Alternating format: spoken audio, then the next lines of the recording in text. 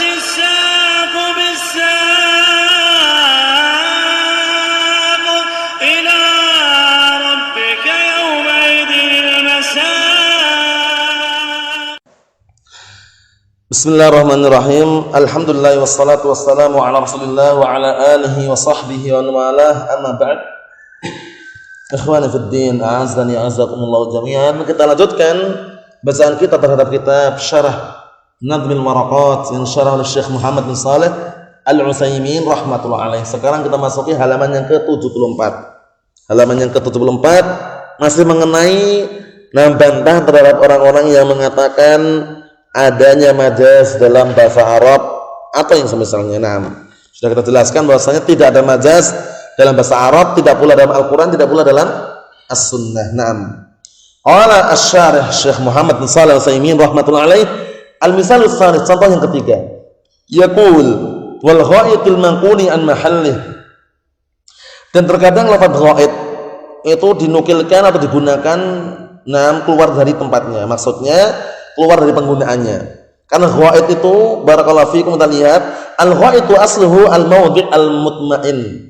Ghaid itu pada asalnya adalah apa? Tempat yang tenang yang digunakan untuk melakukan qadail hajah, kencing atau BAB, berarti semacam WC, itulah tempat yang tenang.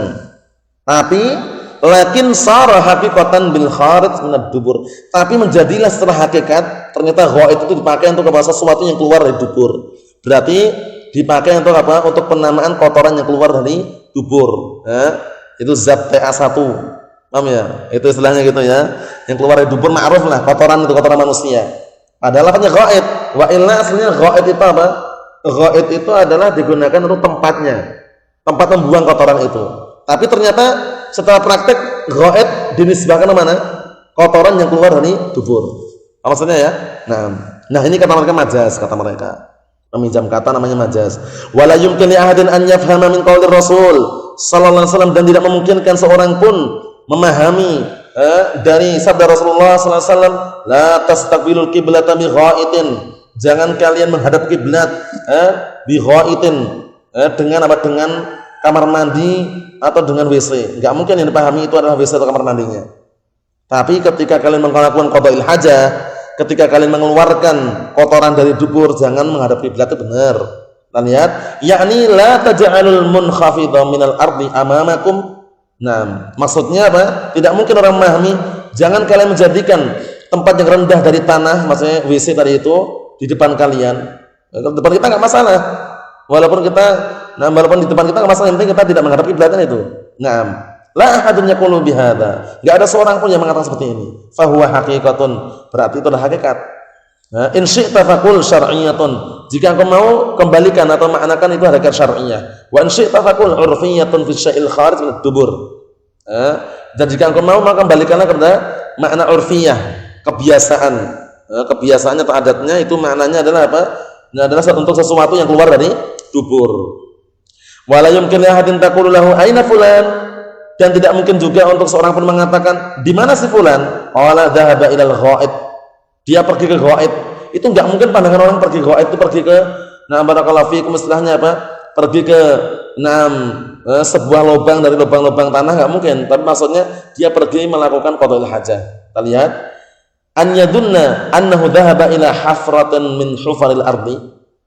Tidak mungkin dia menyangka bahwasanya dia pergi ke sebuah galian atau sebuah lubang dari lubang-lubang tanah yang dilubangin untuk melakukan qadail hajah. Wala yumkin an yafhama ahadun hadza abadan. Enggak mungkin seorang pun memahami hal ini selama-lamanya. Wala budda an yafhama annahu dhahaba liyaqdi hajatah. Dan bahkan harus dia memahami bahasanya dia pergi untuk menunaikan hajatnya. Menunaikan apa? Kebutuhannya. Maksudnya untuk kencing atau BAB. Dan ucapan menunaikan qadail hajah itu aja, lafaz itu bisa dipakai untuk makna lain enggak? Dia lagi kemana? Lagi menunaikan hajatnya, lagi memenuhi hajatnya. Ini dipakai untuk lain bisa nggak kira-kira? Atau khusus untuk kencing dari BAB atau bisa untuk yang lainnya? Bisa untuk yang lainnya, tergantung siaknya, kita lihat nanti. Hatta kalimatu yaqdi hajatah, bahkan kalimat yaqdi hajatah itu saja ustu'minat fi aktsar min makna, digunakan lebih daripada satu makna. Digunakan apa? Lebih daripada satu makna. Ucapan yaqdi hajatah, dia lagi menunaikan hajatnya, menunaikan kebutuhannya. Nah, ini ucapan yakdi hajatah ini menunaikan kebutuhannya atau keperluannya, ini saja digunakan lebih daripada satu makna. Kita lihat, wa yu'ayyinu dzalika siyak, tapi yang memastikan ini untuk ini untuk ini, atau ini untuk itu adalah siyaknya, konteks atau bentuk kalimatnya itu. Barulah kita bisa pastikan, paham ya? Nah, kalau globalnya yakdi hajatah menunaikan hajatnya ya, barakallahu fikum, istilahnya secara globalnya maknanya macam-macam. Tapi dengan siyak itu bisa pastikan kita. Nah, aina fulan, di mana fulan? Dhahaba ilal ghaid, yakdi hajatah. Ya cukup. Mesti itu maknanya apa? Tidak lain kecuali kencing atau BAB di antaranya. Nah, fa ahyanan yakunul muradu yakdi hajatah ya'ti ahlah. Terkadang diinginkan dengan lafaz yakdi hajatah, dia menunaikan kebutuhannya atau istilahnya menunaikan keperluannya, maknanya ya'ti ahlah, dia mendatangi istrinya. Paham ya? Nah, wa ahyanan yakunul murad yakdi hajatah, dan terkadang yang diinginkan dengan yakdi hajatah adalah yabul aw yataghawwat. Terkadang diinginkan yakdi hajatah, dia menunaikan hajatnya, maksudnya adalah kencing atau BAB, yataghawwat itu BAB ya. Nah, wa ahyanan yakunul murad yakdi hajatah, dan terkadang yang diinginkan dengan apa? Yakdi hajatah, dia menunaikan kebutuhannya, menunaikan hajatnya, yashtari ta'aman minas suq. Bisa juga dia membeli makanan dari pasar untuk kebutuhan rumah tangga atau keluarga. Bisa enggak? Bisa juga. Wa yu'ayyin dzalika kullahu asyak. Semuanya itu bisa dipastikan, semua itu bisa ditentukan secara pasti dengan siyak, konteks atau bentuk kalimatnya. Tinggal dilihat saja apa maksudnya. Paham ya? Paham soalnya ya? Nah, barakallahu fikum, seperti itu. Nah, barakallahu fikum. Satu lagi, al-misal ar-rabi', contoh yang keempat, qauluhu yuridu an yanqadda. Nah, yuridu an yanqadda, tembok itu ingin miring atau condong. Ya, kalau kita telusuri, barakallahu fikum, tembok kan benda mati. Nah, kenapa bisa memiliki sifat iradah, keinginan? Itu nanti dibantah oleh Syekh Ibnu Utsaimin, dalam artian dijelaskan mungkin perkara yang benda mati aja yang kita enggak tahu Allah Taala mewujudkan dia punya iradah, mungkin enggak? Mungkin. Nah, barakallahu fikum, seperti hewan-hewan. Nah, mereka bertasbih dan memuji Allah Subhanahu wa taala. Berarti menunjukkan yang namanya bertasbih itu punya keinginan enggak? Keinginan, tapi keinginan mereka kita tidak paham. Yang paham adalah Allah Subhanahu wa taala. Jadi jangan sampai kita cuman yang ma'ruf bagi kita itu yang namanya benda mati itu tidak punya keinginan, itu ma'ruf. Cuman apakah tidak memungkinkan Allah Taala takdirkan punya keinginan? Mungkin. Apa maksudnya ya? Mungkin Allah Taala takdirkan punya keinginan. Nanti kita lihat. Qalu, mereka mengatakan al-jidaru la yurid, tembok itu enggak ingin. Fanahnu naqulu lahum, maka kita katakan kepada mereka, a'antum a'lamu bi khalqillah amillah? Sekarang yang tahu tentang ciptaan Allah Taala itu kalian atau Allah Taala? Gitu kan aja. Sekarang kalian lebih tahu tentang ciptaan Allah Taala atau Allah Taala yang lebih tahu? In qalu, jika mereka mengatakan nahnu a'lam, kami lebih tahu, kafaru, mereka kafir. Ya kan? Kalau dia mengatakan kami lebih tahu tentang ciptaan Allah Taala, berarti kafir dia. Nah, wa in qalu, jika mereka mengatakan Allahu a'lam, Allah yang lebih tahu, qulna, maka kita katakan Allahu asbata iradatan lil jidar.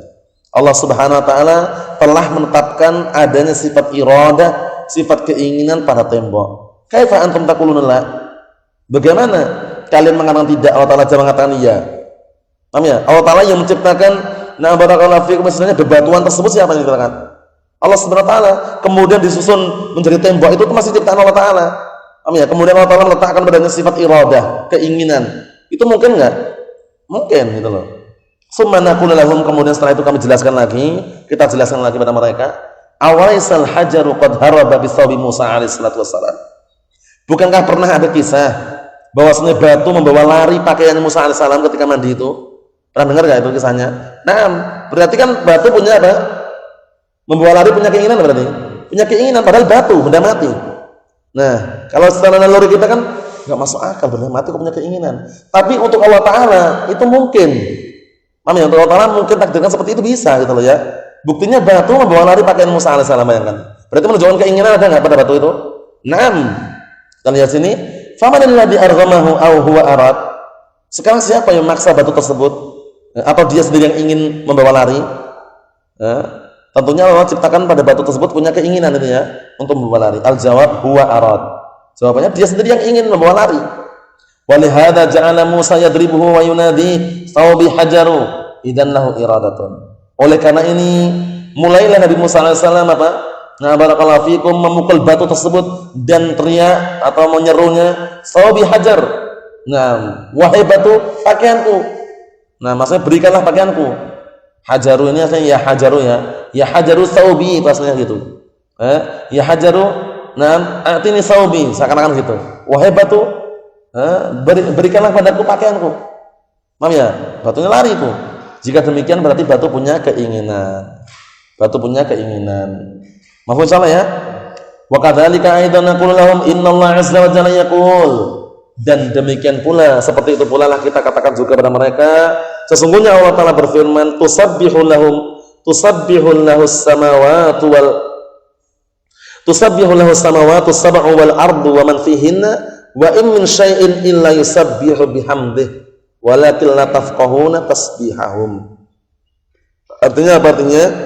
Nah, telah bertasbih untuk Allah Ta'ala langit yang 7 dan bumi yang 7 dan orang-orang yang apa? Atau penduduk-penduduk atau makhluk-makhluk yang ada di dalamnya. Wa in min syai'in, tidak ada sesuatu apapun melainkan dia bertasbih memuji Allah Subhanahu wa taala. Walakin la tafqahuna tasbihahum. Akan tapi kalian tidak paham tasbihnya mereka. Berarti menunjukkan sesuatu yang bertasbih kepada Allah Ta'ala punya keinginan enggak? Cuman kita enggak paham keinginan mereka, seperti ayam, kambing, sapi.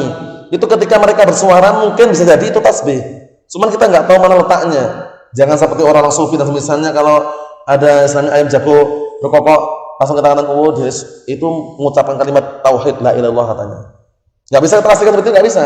Cuman yang jelas semuanya bertasbih memuji Allah Subhanahu wa taala. Letaknya yang mana Allah alam, kita enggak paham. Kita lihat sini. Ayusabbihu bi iradatin aw bi ghairi iradah. Sekarang yang namanya sesuatu tadi itu bertasbih memuji Allah Ta'ala dengan keinginan atau tidak dengan keinginan. Lau kana bi ghairi iradatin fala madhalahu. Kalau seandainya tasbihnya itu tanpa keinginan, tanpa ada keinginan, berarti enggak ada pujian baginya. Wala yumdah man yaf'alu bi ghairi iradatin, dan tidak dipuji orang yang mengerjakannya tanpa ada keinginan. Ya, biasanya orang dipuji karena ada keinginan ini istilahnya. Idan jika demikian hadil makhluqatul azimatul laha iradatun.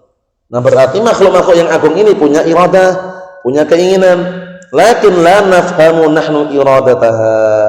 Akan tetapi hanya saja kita tidak memahami keinginannya. Yafhamuha man ya'lamuha. Yang memahaminya adalah orang atau zat yang mengetahuinya, wa wallah, yaitu Allah Subhanahu wa taala. Wa yukhbiruna anha, dan Allah Ta'ala telah mengkabarkan barakallahu fikum, dan Allah Ta'ala telah mengkabarkan kepada kita tentangnya. Lanjutan ayatnya apa? Walakin la tafqahuna tasbihahum. Tapi kalian tidak paham tasbihnya mereka, tidak paham keinginan mereka. Mafhum sama ya? Naam. Wa ha huwa an-nabiy sallallahu alaihi wasallam yaqul, dan inilah Nabi kita Muhammad SAW juga mengatakan, Uhudun jabalun nuhibbuna wa nuhibbuh. Gunung Uhud itu adalah gunung yang dia mencintai kami dan kami mencintainya. Padahal gunung, bayangkan, yang mencintai itu ada keinginan enggak?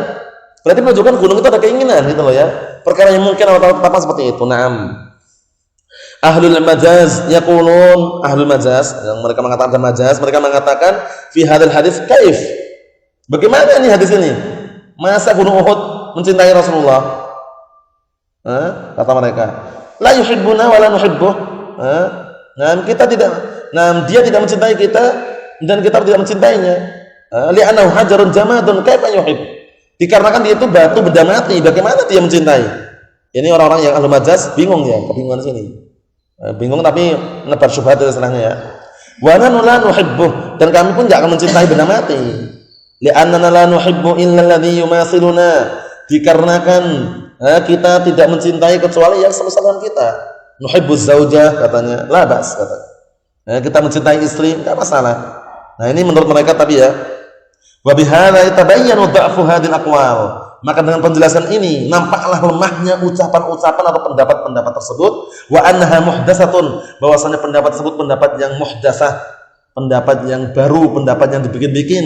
Fa inna sahabah radhiyallahu anhum wa tabi'in rahimahumullah lam yatakallamu bil majaz. Dikarenakan para sahabat ridwanullah alaihim ajma'in dan para tabi'in, mereka semuanya tidak berbicara dengan majaz. Paham ya? Walam yuqassimul kalam ila hadhihi taqsimat, dan mereka juga tidak pernah membagi ucapan atau kalam menjadi pembagian-pembagian ini. Majaz dan misalnya enggak ada. Fahum yafhamuna minal mutakallim muradahu bi muqtada siyaqi kalamihi. maka sungguh mereka memahami mutakallim, orang yang berbicara, apa yang diinginkan semata-mata dengan konteks atau bentuk ucapannya. Antum atau kita semua itu begitu. Bentuk ucapannya apa, kita paham dengan bentuk ucapannya tadi itu.